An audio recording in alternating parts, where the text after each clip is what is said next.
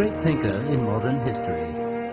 Karl Marx and his writings inspired revolutions around the world and warned of the dangers in capitalism. To explore his continuing relevance to the world today, CGTN anchor Zhou Yue is joined by 4 distinguished guest speakers.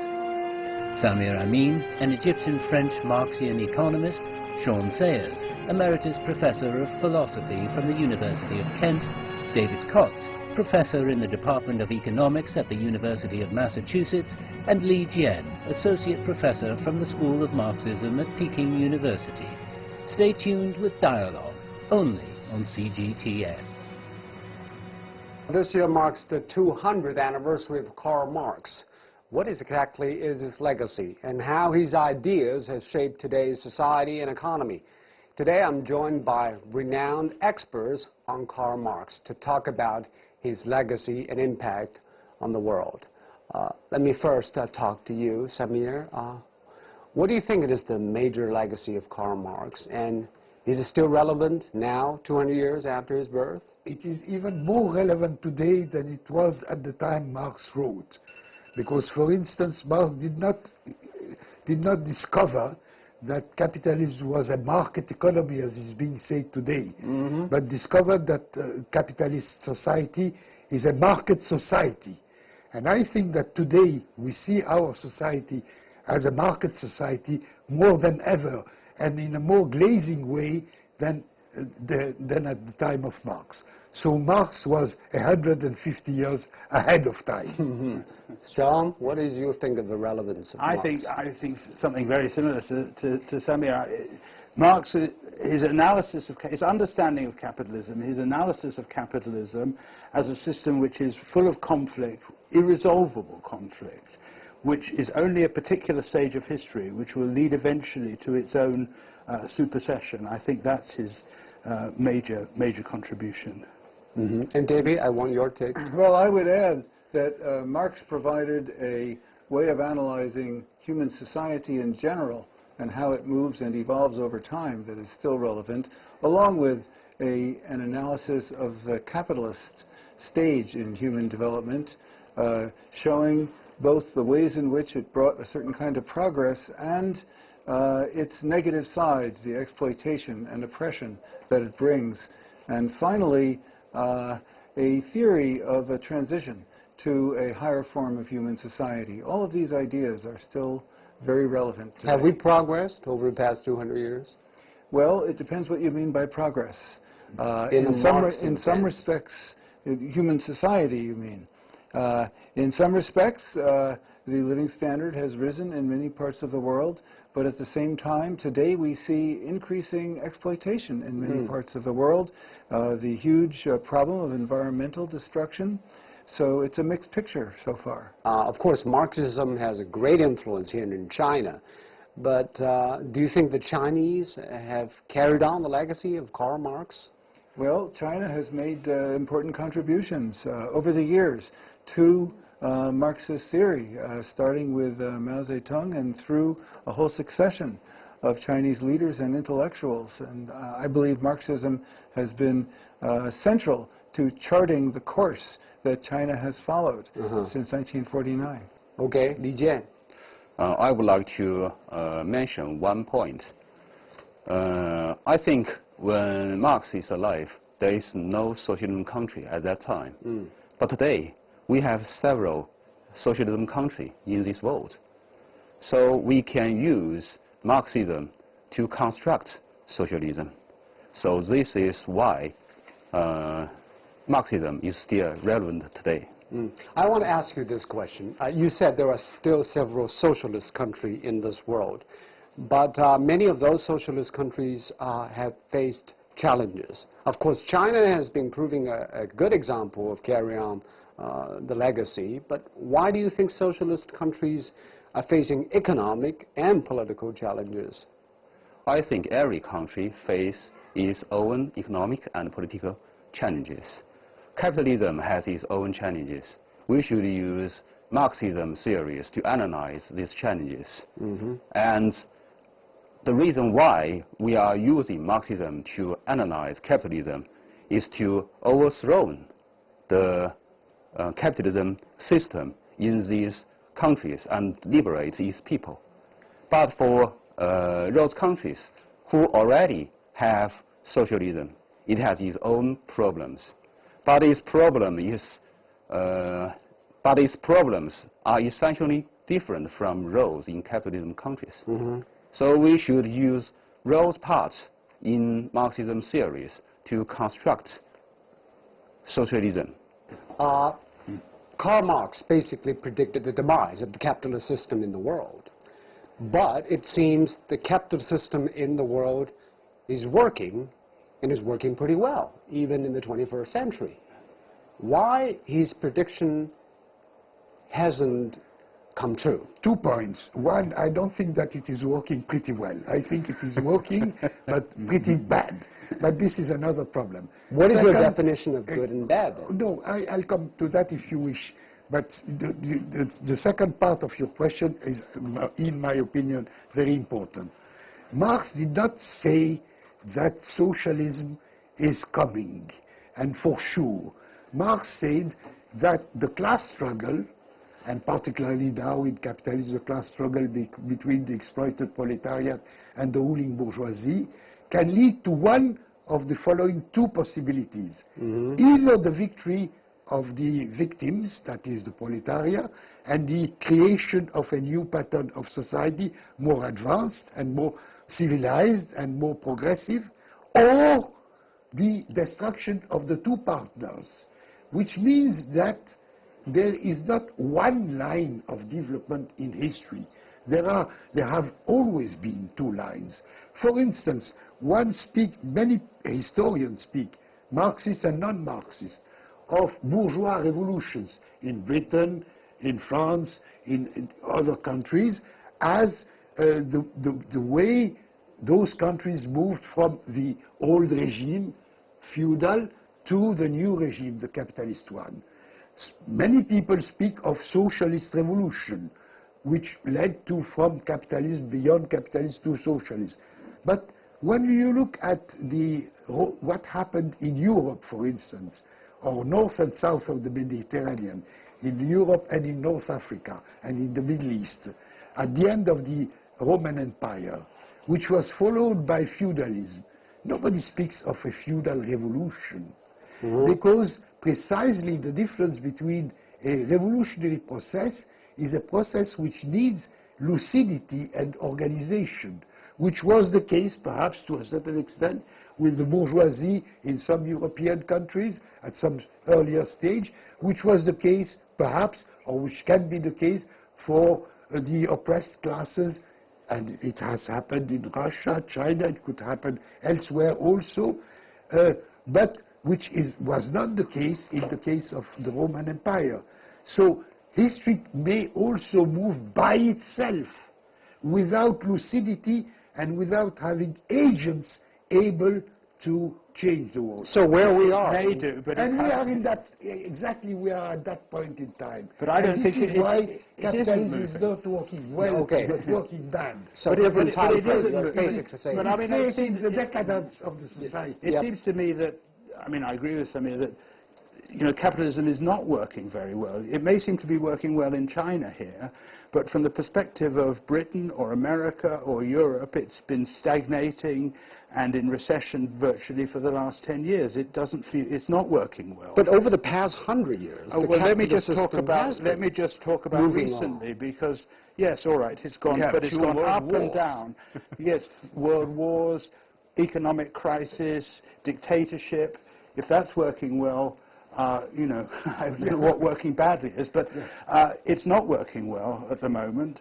But the problem, you know, the question is, why isn't it moving on? Why isn't, and I think one of the answers, and I think this is an answer why is it? in Marx, if I could just finish, is that, you know, Marx says that crisis alone is not enough to produce a change, in fundamental change in society. We need also political agents, we need the political forces that will create that change, and that has not developed. We don't have revolutionary or even socialist political forces anywhere in the world, not just in the West. And do you regard Brexit and the rise of populism some kind of? I think that's a symptom of the dysfunction, the non-working of capitalism. Are they organizational enough to create something? I hope not. I hope not. Because what they'll create is fascism and dictatorship. They won't create socialism. That's a real danger. Then how can you create a bottom-up system, momentum to play? What does it take to? Let me comment. David. Let me comment on the U.S. case.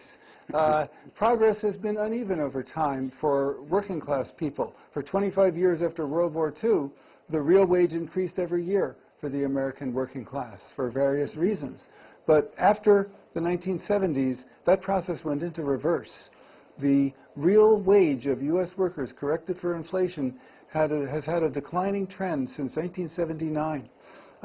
The average wage today is below what it was many decades ago.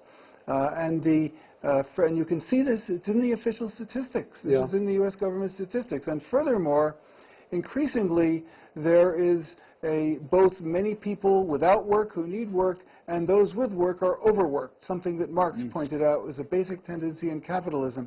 This has been accentuated. Many of the tendencies that Marx described in the 19th century have been accentuated in recent times in U.S. capitalism. So do you blame capitalism for this, or globalization? That's what we have. And technology, some say, is the driving force behind the gap. Technology has been developing for 25 years after World War II and in recent times, but the product was different. The social effect technology was should be something that helps people and increases the benefits to humanity. Under capitalism, it throws people out of work, it destroys their jobs, it's bad for people. When you say that capitalism is working well, look at, for instance, a long period a period of recent history. You had popular fronts in France, Spain, and some other places. You had the Second World War. You had the defeat of fascism and Nazism. All that is related to the system. You cannot think that this happened because there were foolish people in position. But there are complicated factors behind all those things you mentioned. It doesn't mean anything complicated. You cannot pin it down on capitalist system. Everything is complicated. But you cannot precisely, the conventional so-called economics, isolate the so-called working of the economic system from any political, social, cultural, historical factor. This is impossible. This is like a theologian who would separate the body from the soul. There is the body and there is the soul. The body is bad, but the soul is good. So you're saying the capitalist system behind it is the one that is driving all these things going wrong. Of course it's responsible of that. Of course. All right, let's come back to China. Li Jian, of course, China claims to be a country that is holding Marxism sacred as the guiding principle. But there are also people saying that China's version of Marxism is not the orthodox Marxism. What do you say to that? I think we need to talk three stages of Chinese Marxism. The first stage is about the revolution. The second stage is about the construction before the reform and opening up. And the third stage is from 1978 until now. For the first stage, we need to Sinicize Marxism instead of orthodox Marxism, because Marxism about revolution is developed from developed countries, not peripheral countries like China. So we don't have quite strong bourgeois class, and we don't have quite strong proletarian class. What part of Marxism kept intact during that process, and what part have adapted? Class struggle is always at the core stage, and the class struggle specific class struggle between bourgeois class and working class is not that effective in China at that time. What about the second and third stage? For the second stage, we try to adopt Soviet Union model socialism.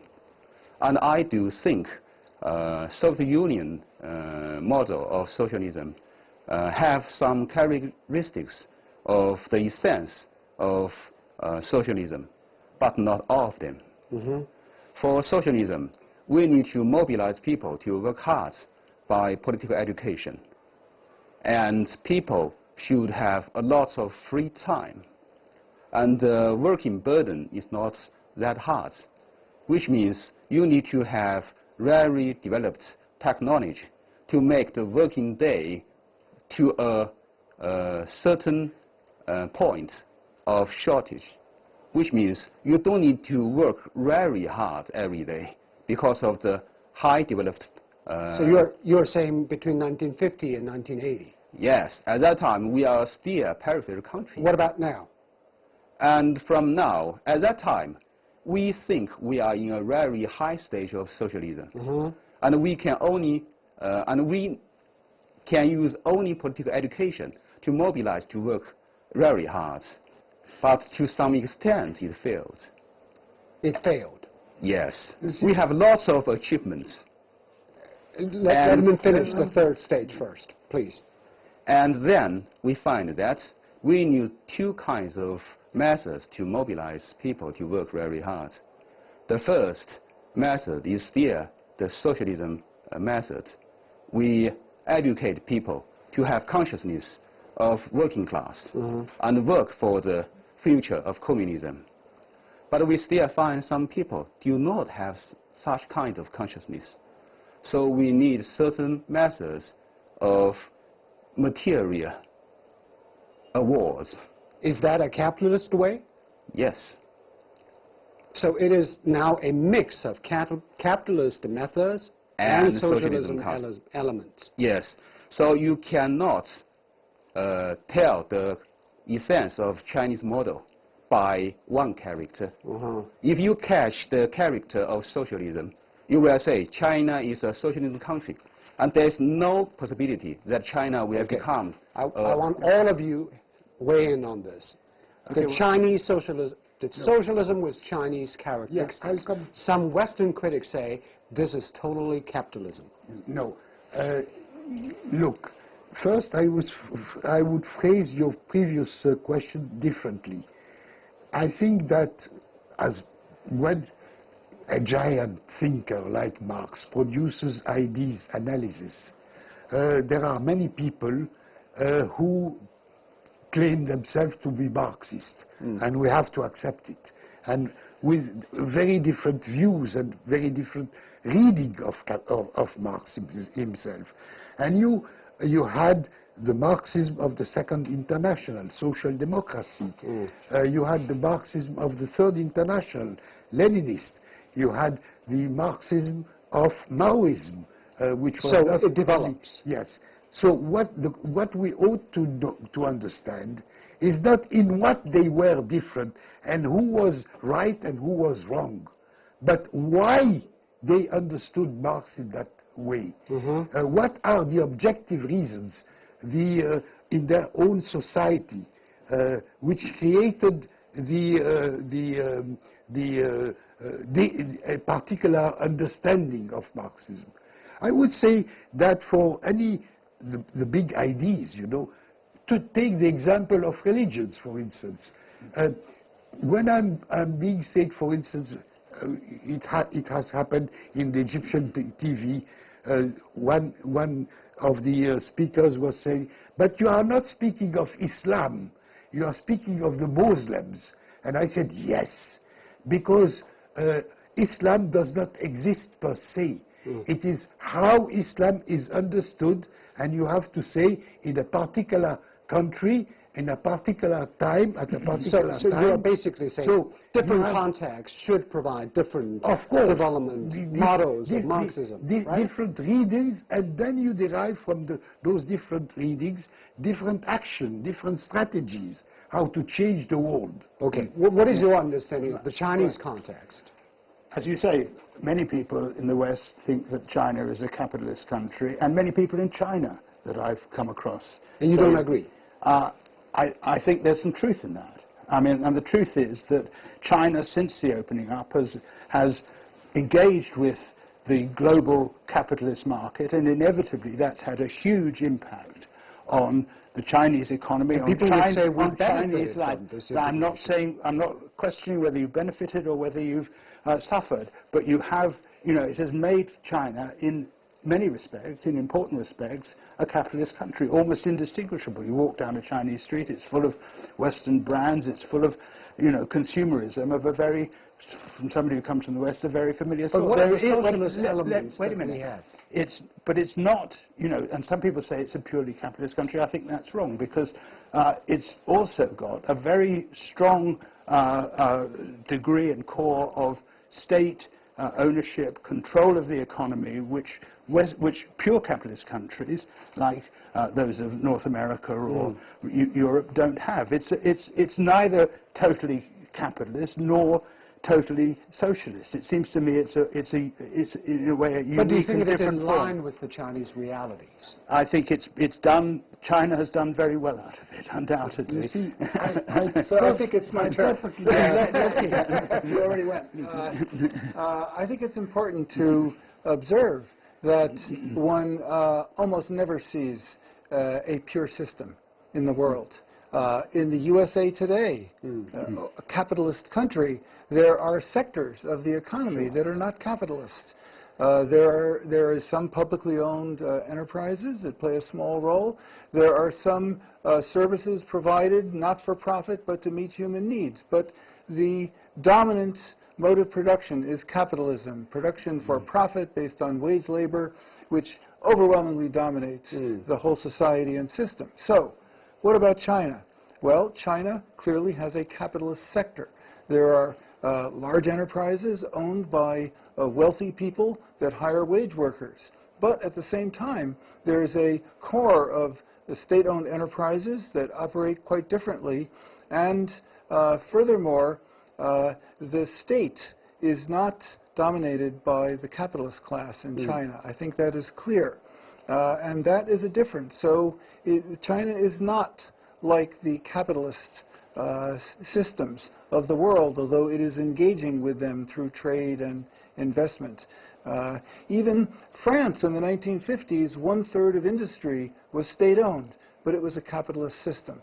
The capitalist class dominated the state and the economy. So China is not in that position at this time. Then what do you think? It's balanced between the two, and it's a question of which way now I think it's going to go. I agree completely with you.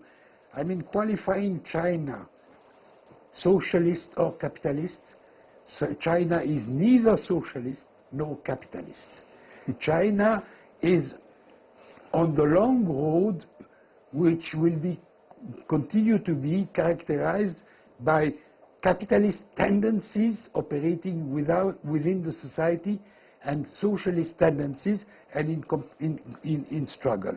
Now, to be, for instance, I agree with you, qualifying China as capitalist.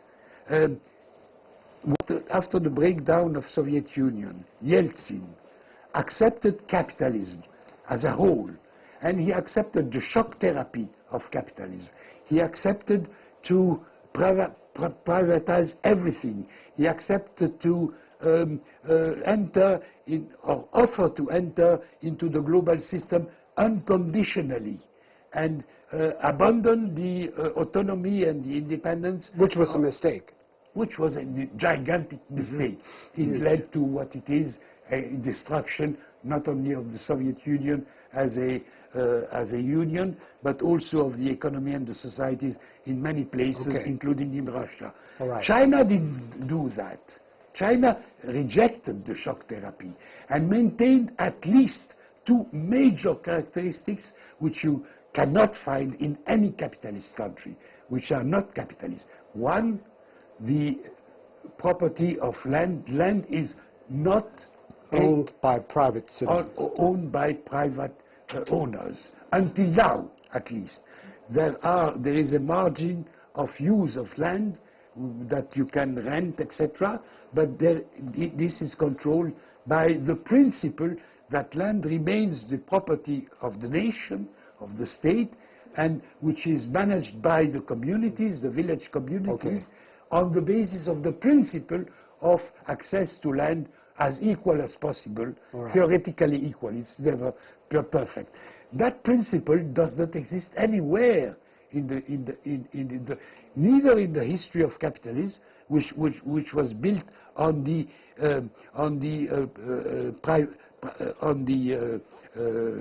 private ownership of land, nor in any center or periphery country of the world of today. Only in China and Vietnam, which has the same principle. The second one, China, even if it has moved into the economic globalization, trade, investment, and so on, it has not moved into the financial globalization. But China is moving on that way. No, until today, at least. Until today. You don't believe it? This is not the fact. See. I hope it would not move into it. Because I will give you a sample, the reason. The GDP of China, measured in purchasing power. Is 18%, it is being said so, the statistics, 18% of the global one, of the world one. Measured in current yuan or dollars, because there is a fixed rate, it is 16%.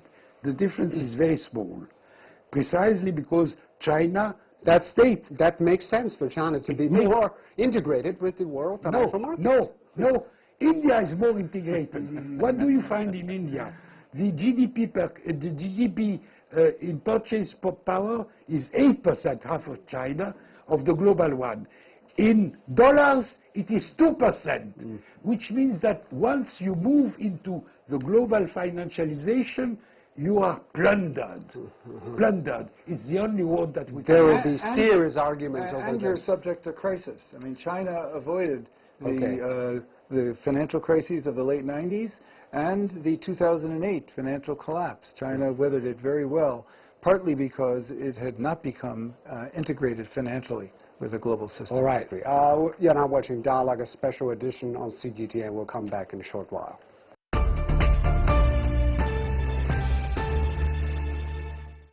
A great thinker in modern history. Karl Marx and his writings inspired revolutions around the world and warned of the dangers in capitalism. To explore his continuing relevance to the world today, CGTN anchor Zhou Yue is joined by 4 distinguished guest speakers. Samir Amin, an Egyptian-French Marxian economist, Sean Sayers, Emeritus Professor of Philosophy from the University of Kent, David Kotz, Professor in the Department of Economics at the University of Massachusetts, and Li Jian, Associate Professor from the School of Marxism at Peking University. Stay tuned with Dialogue, only on CGTN. And you're watching a special program on Dialogue. We're talking about the legacy of Karl Marx, 200 years after his birth. In the past few years, we have seen a surge of anti-establishment movement in advanced economies, especially in Europe and North America. Has it anything to do with what Karl Marx said over 150 years ago? David? Well, the USA is one place where this has happened. And Karl Marx argued that capitalism gives rise to contradictions that will tend to destabilize the existing system, and that is what we're seeing. Donald Trump seized the White House completely unexpectedly, riding a wave of dissatisfaction with the conditions that people are facing in the USA. It is a reflection of the stagnation, the inability of the existing rulers to solve the problems of American society, and so it's produced a polarization to the right and to the left. Trump represented the right-wing polarization, but Senator Bernie Sanders, who calls himself a socialist, did very well in the primary elections, and today the polls show is the most popular U.S. political figure. But can we foresee a kind of a Bernie Sanders movement turning into a consolidation of proletariat in America? Well, Bernie Sanders is not a real socialist in the sense of wanting to lead a movement to replace capitalism. He is calling for a social democratic form of capitalism in the U.S. And this is a possibility in this period. I believe the current crisis of the neoliberal form of capitalism, which has been ongoing since the 2008 financial crisis, could be resolved potentially by a turn toward a more social democratic form that also stressed environmental sustainability. This could be a viable direction. What does the American left have to learn from Karl Marx to tell the story to American people? Well, I think what the American left has to learn is that even if the left can achieve a turn towards social democracy, that will not, in the end, solve the problems of capitalism, because social democracy is a form of capitalism with more rights and benefits for working people. But in the end, it is not stable, as we saw in the post-World War II decades, when social democracy was undermined eventually by a resurgent capitalist class. So to really get a long-term solution to the problems faced by the majority in the capitalist world, the only path that can lead to that is to pass beyond capitalism to a system in which production is based on human needs rather than profits. And Sean, Brexit. It seems after Brexit, the Labour Party has gained more popularity. Jeremy Corbyn has become a popular leader in British politics. Is Labour Party the reincarnation of what should I say, a communist movement or communist? No, I don't think so. I think it's. I mean, I think the political situation in Britain is in many respects very similar to that in America, and Corbyn is not a communist and not reviving. Is he a socialist? He's a sort of socialist, and I think he's probably more. There's a much stronger socialist tradition in Britain than there is in America, and he's more of a socialist than Bernie Sanders is. But ultimately, he stands for a social democratic sort of reformist movement. Will he sell his message well, and will he be able to move British society to the left? I think that's very much in question at the moment. He's certainly moved British society to the left, that's no question. Whether he can actually now gain power, whether the Labour Party can gain power, is really in the balance. And Samir, internationally, in Middle East, in Latin America, it seems those socialist countries have been undergoing transitioning. Cuba, Venezuela, and even Vietnam. What do you make of the changes of their social structure? No, until now, at least with respect to Cuba and Vietnam, they have maintained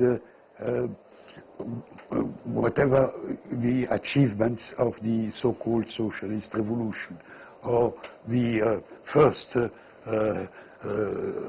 phase, the phase which, since the success of the revolution until today. Now, where are they going from where they are to tomorrow? I don't know more than you, and I don't know more about them than I know, or you know, about China. That is, two roads are open to them. One is indeed to have the illusion that by making reforms which create an atmosphere favorable to a capitalist development, they will benefit from that. I think it would be wrong. The other, of course, they have to go through reforms, but control them, and they will do it. I want to talk about China. Of course, the Chinese new leadership has just spoken on the 200th anniversary conference on Marx. And the Xi Jinping thought of socialism with new Chinese characteristics for the new era. Mr. Li, what is the essence of this ideology? How much of it is borrowed from Marxism in the orthodox sense, and how much of it is a new reinvention? Okay, that's a good question. I think today we need to learn a lot from Marx's works.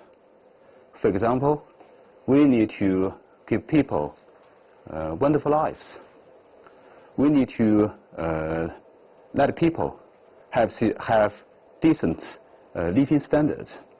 And a lot of people do not have such kind of living standard in China. And we do not distinguish people from working class and people from the bourgeoisie anymore. Yes, we don't talk about bourgeoisie, but we talk about the new layers of the society. And I think this is the words we replace the word capitalist. I just mentioned in my words that there are two kinds of factors in China after the reform and opening up. The first one is the socialism factors, and the second one is the capitalist factors. And we need to hold the essence of Chinese society. So we need to insist on the socialism factors. And how hard is it to keep a balance between socialist elements and capitalist forces at the same time? And I think this is the reason why President Xi Jinping tells us we need great struggle. We need great struggle to construct a great Chinese Communist Party, because party is at the central place to insist on the socialism characteristics of China society today.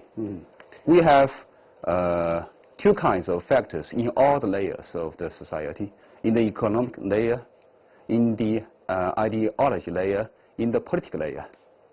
And we need a strong organization to defeat capitalist factors and insist on the essence. We cannot eliminate all the capitalism factors. At least for the short term. Yes, because we do not have such kind of technology to shorten the working time. So we cannot use only one method, which is political education, to make people working hard. There is also an international aspect of Chinese version. President Xi initiated the Belt and Road Initiative. He raised the idea of mankind with a shared future. Obviously, China wants to sell his own ideas and thoughts on how to develop the world. And do you think the rest of the world will buy this, Sean?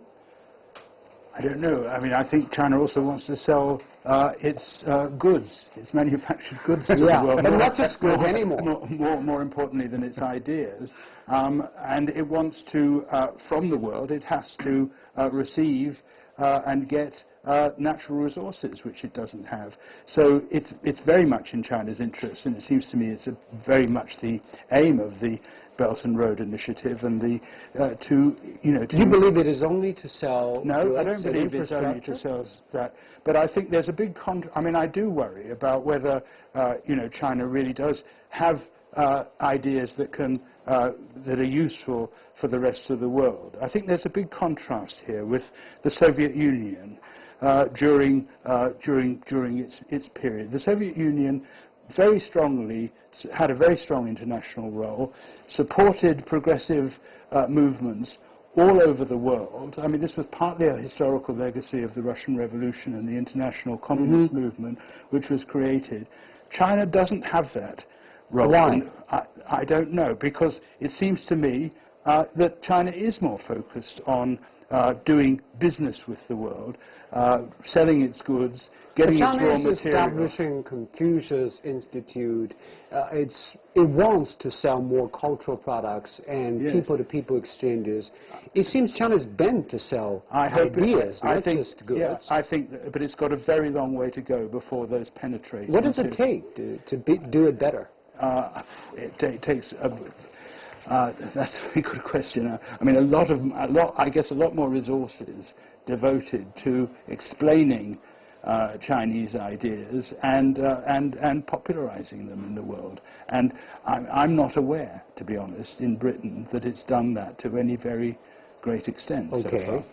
And David, do you think there might be clashes of civilization, as Huntington said, if China goes down the road with a stronger economy and a strong desire to spread around its ideas? You're thinking of some different David if you think I advocated the Huntington thesis. I think the Chinese leadership has been projecting a very promising view of how the global system should work, with the idea of a common future, of a win-win approach to the global system. The global system that China entered in 1978 is one that evolved under capitalism. And there's a long history that we can learn from. And that history shows that the strongest capitalist countries always try to dominate the world system. They're driven by their capitalist system to dominate markets and raw material sources and places to invest. And we are seeing the outcome of this now as the Trump administration is following this imperialist playbook, demanding essentially that China stop trying to rise to the same level as the U.S. And I think we cannot bear to see China as an equal. And it's not based on psychology. It's based on the way capitalism works. That the dominant capitalist power always strives to prevent any other country from equaling it. But it doesn't have to be this way. China is arguing we can all progress together. We intend to reach the world level in our products, in our technology, in the quality of our goods. We convince the world but this is not a threat to people elsewhere. This is a very promising approach. And fortunately, the Trump administration has alienated its major European allies. So this provides some promise. Can China win the argument? It's possible. It's possible because having more partners. It's possible, although it's very tricky because the major European powers are also worried about China's rise.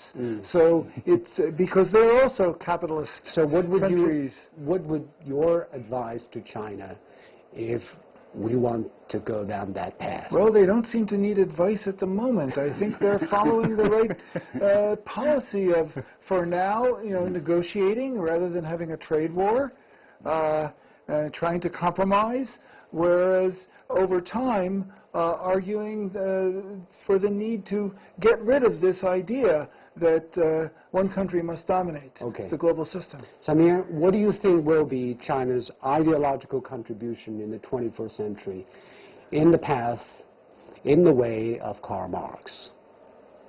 Well, I think that the ideological contribution cannot be separated from the achievement in reinforcing the tendency towards socialism and reducing the tendencies toward capitalism. That is therefore providing an example that can be an example that cannot be reproduced in other places, facsimile. No, of course that is nonsense, but which can be inspiring for others. Thank you very much, Samir. Thank you, Sean. Thank you, David, and thank you, Li Jie. And you've been watching this special edition of Dialogue on the bicentennial anniversary of Karl Marx. I'm Zhou Yue. Goodbye.